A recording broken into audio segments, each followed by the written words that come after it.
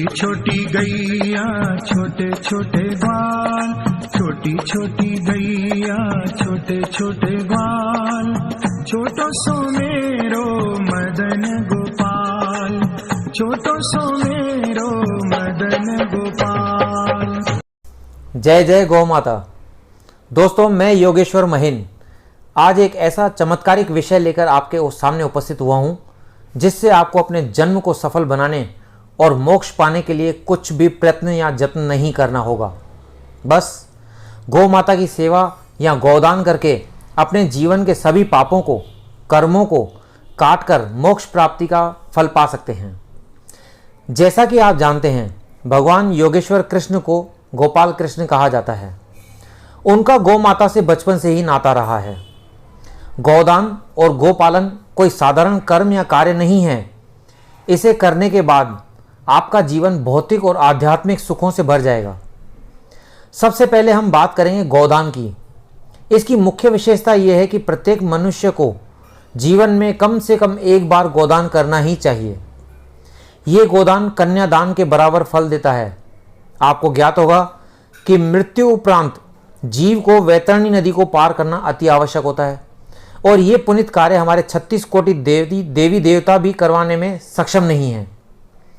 इस नदी को पार कराने की अपार शक्ति सिर्फ और सिर्फ गौ माता में है। अब गोदान के कुछ नियम हैं जिन्हें जान लेना उतना ही आवश्यक है जितना किसी भी कार्य में सफल होना आवश्यक है। गोदान हमेशा अपनी खून पसीने की गाढ़ी कमाई से पाई हुई लक्ष्मी से ही करें, और गोदान उसी अच्छे और भले व्यक्ति को ही दें जो गौ माता की तन मन से सेवा करने लायक हो। दोस्तों, जो उन्हें घर का सदस्य समझे और मृत्यु पर्यंत तक स्वयं के साथ रखे, चाहे वो दूध दे या न दे, और चाहे वो स्वस्थ रहे या रोगी। इसी से ही आप गौदान के पुण्य के भागीदारी बनेंगे। अथवा यदि आपने किसी बुरे या लोभी व्यक्ति को दान कर दी, उसने दूध देना बंद करने के बाद गौ माता को त्याग दिया या किसी कसाई को बेच दिया, तो आपको ब्रह्म हत्या का पाप लग सकता है। तो याद रखें दोस्तों, गोदान भी करें तो भली भांति सोच समझ कर ही करें। तो दोस्तों, ये बात हुई गौदान की। अब हम बात करते हैं गौ पालन की। गौ माता को पालना, उनकी सेवा करना, उससे प्राप्त दूध, गोबर व गौमूत्र जैसे अमृत को बेचकर यदि आप अपनी आजीविका चलाते हैं और गौ माता का पूरा ध्यान रखते हैं, तो आप दुनिया के सबसे धन्य व्यक्तियों में से हैं। और यदि गौ माता का उपयोग सिर्फ कमाई का जरिया मानकर करते हैं, तो वो पुण्य नहीं माना जाएगा। गौ माता को प्राकृतिक तरीके से गर्भवती होने देना चाहिए।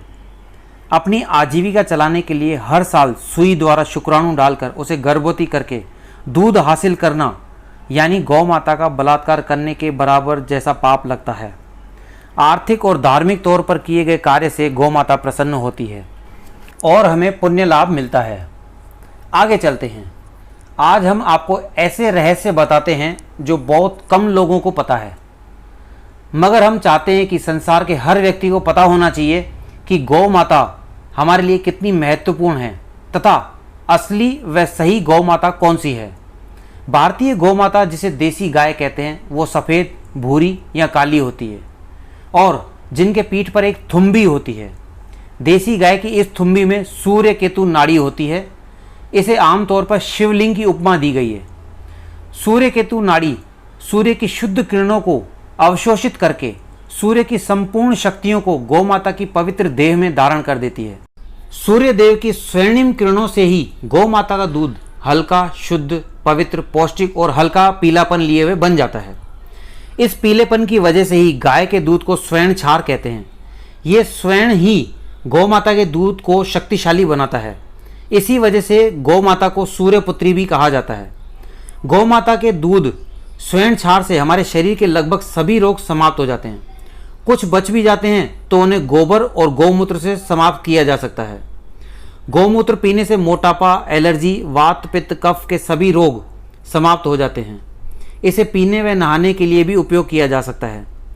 गोबर के कंडे के साथ यदि अजवाइन, लौंग, कपूर, गुग्गल, सूखी नीम की पत्तियां डालकर सुबह और शाम एक एक चम्मच गाय का देसी घी डालकर धुनी जलाने पर यज्ञ का फल प्राप्त होता है।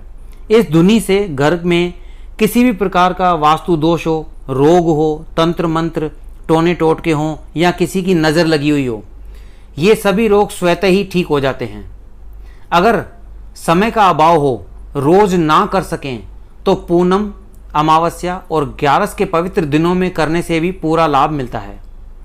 वायरस हो, वायरल हो, कोरोना या संक्रमण हो, कुछ भी बाकी नहीं रहता है, बल्कि रोग जनित जीवाणु और कीटाणुओं का भी नाश हो जाता है। प्रतिदिन एक कंडे पर 1 चम्मच गाय का शुद्ध देसी घी डालकर घर में जलाने पर 40 टन दूषित वायु की शुद्धि होती है। प्रतिदिन सुबह नहाकर गौ माता को स्पर्श करने से पुण्य लाभ मिलता है। प्रतिदिन घर में बनी पहली रोटी गौ माता को खिलाने से भाग्य के दरवाजे हमेशा खुले रहते हैं। अब आपको बताते हैं विदेशी गाय का रहस्य। जर्सी, हॉलिस्टियन तथा फ्रीजियन गौवंश हमारी देश की गाय नहीं है। ये सभी विदेशों में शुगर से यानी वर्णशंकर योग से मिश्रित करके बनाई गई गाय है। इसके पीठ पर थुम्बी नहीं होती। इसी वजह से ये सूर्य केतु नाड़ी ना होने से इसका दूध बिल्कुल भी पौष्टिक नहीं होता है, बल्कि इसके दूध से हमारे शरीर में शुगर, मोटापा, सुस्ती, जोड़ों का दर्द, हाई बीपी, हार्ट अटैक व आधुनिक युग के सभी रोग उत्पन्न होते हैं। यही वजह है कि ये गौवंश हमारी माता ना होकर पूतना कहलाती है। अतः इनके दूध का उपयोग किसी भी रूप में ना करें। याद रखें, अगर आप गौपालन करते हैं और गौ माता को बछड़ा हो जाए तो कृपा करके उसे सड़क पर आवारा ना छोड़ें। इससे सड़क दुर्घटनाएं भी होती है, साथ ही गौ हत्या का पाप लगता है। आप इसे किसी गौशाला या गौ संस्था में जमा करवाकर पुण्य के भागीदार बन सकते हैं। यही नंदी बाबा हमारी गौ माता को प्राकृतिक तरीके से गर्भवती करने के कार्य को संपन्न करते हैं। अतः ये बात अवश्य याद रखें। जैसे हरि अनंत हरि कथा अनंता, ठीक वैसे ही हमारे गौ माता के गुणों का भंडार भी बहुत ज़्यादा है। इसे एक ही वीडियो में समाहित करना बड़ा मुश्किल काम है।